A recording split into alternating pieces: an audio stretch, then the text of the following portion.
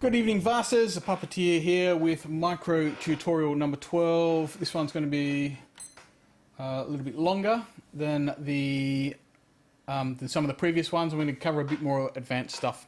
One of the suggestions in the forum was to have a look at sample and hold LFOs. So we're going to look at that in a number of different ways tonight, at least, or two different ways. And we're going to program a little bit more of an advanced sound.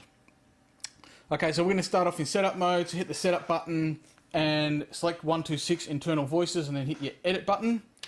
Okay, and what we're going to do is we're going to edit a program from within setup mode just to show that it can be done and then it can be, you know, saved back in there so you can operate from within setup mode while you're designing them.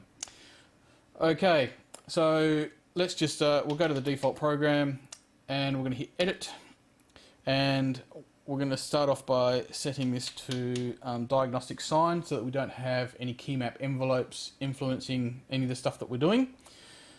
Now we're going to skip across to algorithm. We're going to select algorithm number 5 and we're going to set this to sync saw. Okay, so what we're going to do is use one of the sample and holds to affect the sync portion of this algorithm. And for those that don't know what a sync saw is, think of it as a sawtooth wave. But what happens is that you can reset the sawtooth at different periods, and that's what the sync part of it is. So it's hard synced, and if you're using K2600, the algorithms with sync M and sync S, this is the replacement algorithm to do that. Okay, we're going to cascade this into a filter. We're going to use the Moog filter. So now that we've got everything basically set up, let's duplicate this layer. Okay, and we're going to change the algorithm to layer 2 to 105, and we're going to set this to layer 1, and we're going to change this to the Moog filter. Okay, so oops, one thing I forgot is we need to, on layer 1, just turn the amp down.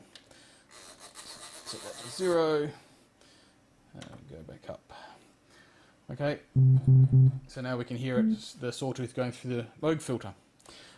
Let's open up the Moog filter so that we can listen to it a little bit. So on layer 2 we're going to go up to do it with the DSP mod. I'm going to set this down at 0 and I'm going to set source 1 to mod wheel. Unfortunately, if you're editing programs through a setup, the old enter and move a controller doesn't work. So we'll just have to scroll through and do it the long and slow way and set this to the maximum. So now it's good level there for experimenting with. Okay, so let's start with our first sample and hold. So back down to layer 1, we're going to go to the sync offset, and I'm going to use source number 2 to do this. So I'm going to set source number 2 to fun2, and I'm using fun2 and LFO2 because if I'm only using, I think I'm only going to use one fun or whatever, I tend to use LFO2, and that way if I want to turn globals on, experiment with globals, it's really quick and easy to do that because I've already selected the functions and the LFOs that become global. So I'll set fun2, I'm going to set this to on, and let's set this to -1 octave and +2 octaves. Okay, still doesn't do anything at the moment, but now we need to create the sample and hold LFO. So for this one, I'm going to use one of the clock sources to trigger the LFO, and I'm going to randomly sample values. So the fun that we want is sample B on A. We've used it before, and I have explained it in one of the other MiKro tutorials. I'm going to set this to rand V2 or grand2, and I'm going to set this one to set this to one of the clocks, so probably A clock 2.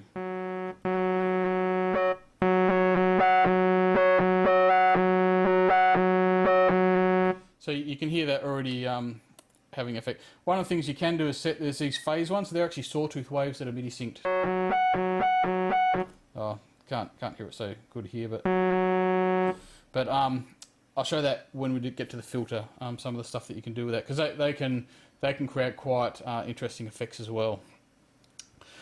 Okay, so that's the basis of this sound, is that movement that we've got.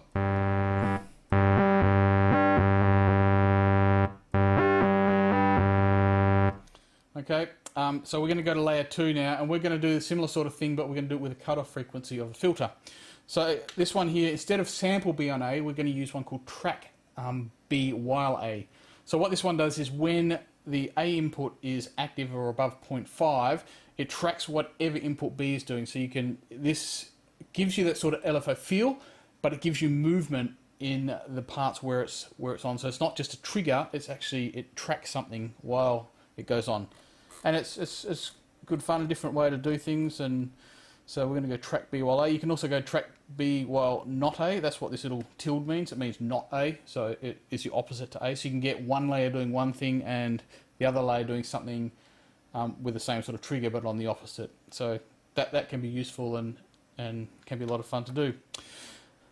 This time we'll... oh, that's right, this doesn't work on this layer. So let's go to... where's the phases? So we're gonna use the phases this time, and in this case we're gonna use the LFO to create the trigger for the track B while A. Sorry. So we're gonna use the LFO to create the triggers. Last time we used the clock sources, which are synced to MIDI, and they're square wave synced to MIDI. We're gonna do the same thing with the LFO. We're gonna sync an LFO to MIDI. So let's set this to LFO2.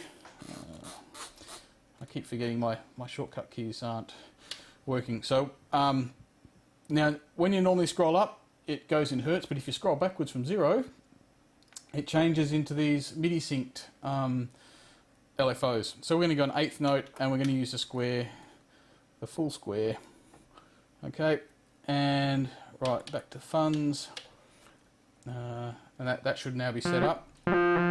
It's not assigned to anything yet, so we need to go back to the DSP mod page, and we need to assign the frequency. We're going to do the same sort of thing, so we're just going to select Fun 2.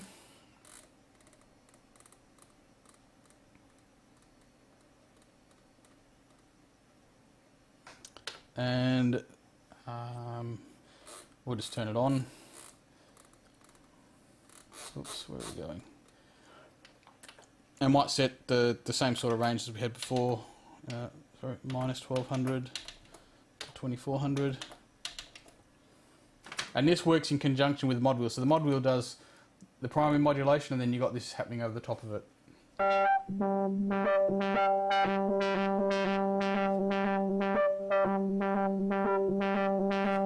So you can hear you got a bit of movement. So if we just go down temporarily and turn this off.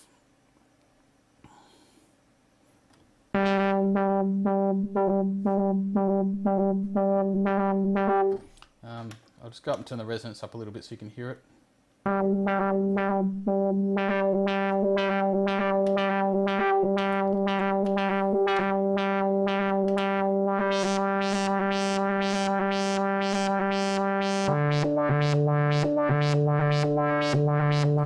I actually like G phase 1 a little bit better here. It's G phase 1 and 2 are offset from each other, so they've got different phases. I like G phase 1. So let's just go back and turn back on the this one here, so it's working together.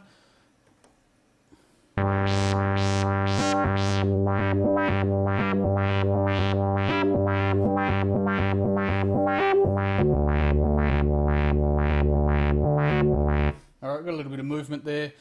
Sounded okay. I'm just going to quickly put some effects on it just to, make it sound a little bit nicer. I'm just going to go for, let's just see if we can find a basic delay of 1/8. Sounds pretty good, and we might add in that just a flanger or something as well.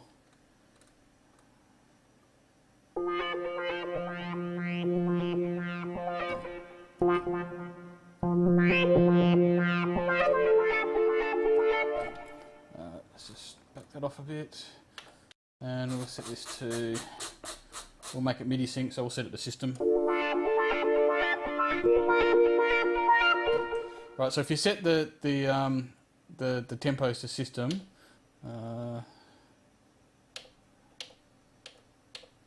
yep, that's all good. So we're going to save this. We might call this Psycho. We might just call this a Psycho Effects. So just edit out of that, rename. So it's a bit of a play on words because it's a sync type of sound. So I'm going to call it Psycho. Call it Psycho Booth. That's fine. Let's save. Okay, now we're back in. Right, the last thing I want to do is back on the DSP page. I'm going to drop on layer 1. I'm going to add a little bit of pad in here. It's just driving a little bit too hard. And then on layer 2, I'm going to put some drive into here. A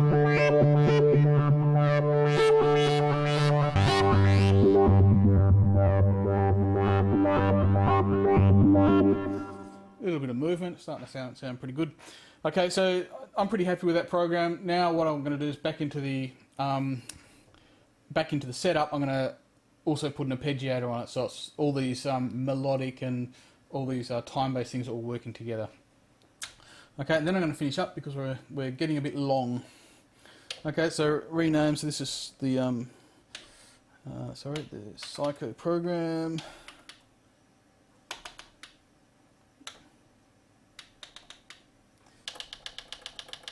And I'll put all this stuff up. I'll put all this stuff up on the forum so that you guys got access to it. Okay, now we can go in and we're going to go to the ARP switch.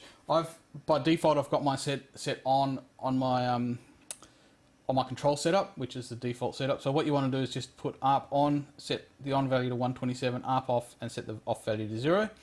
Don't worry about the entry state. Exit state I've set to off, so when I exit out of setups, it turns the arpeggiator off.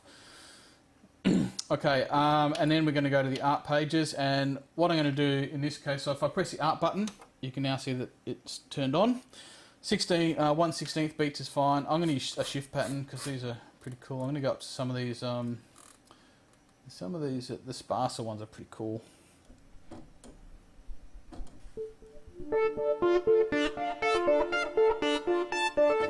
Right, that sounds pretty good. Let's set this to bipolar, and I'm going to take this duration back up a little bit.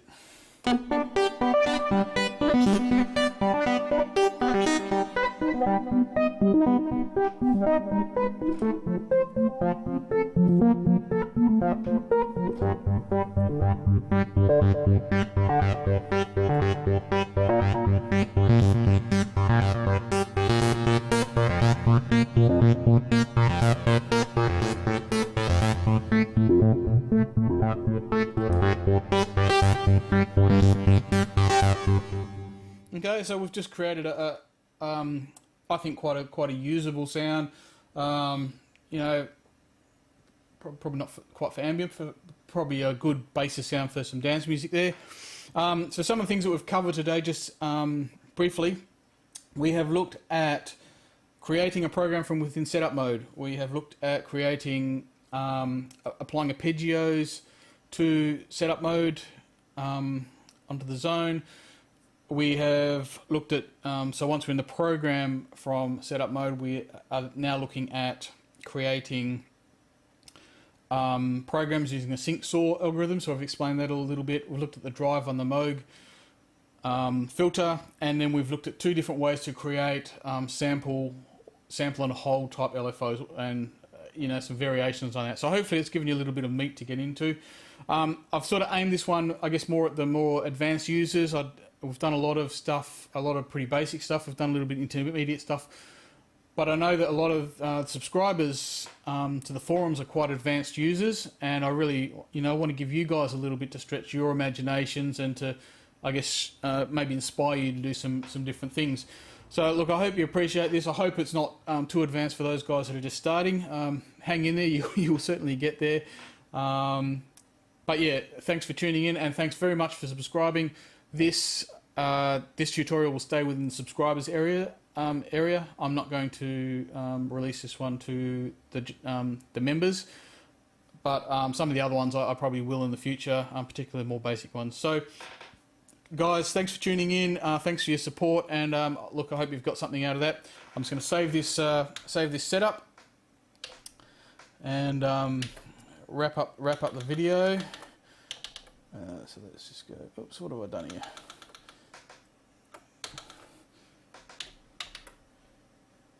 Nope.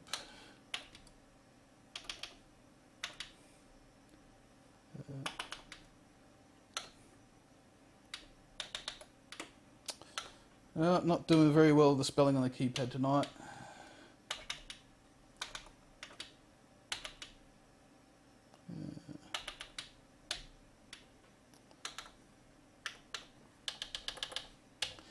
Alright, sounds good. Right guys, thank you very much for tuning in. I'll catch you next time. See ya.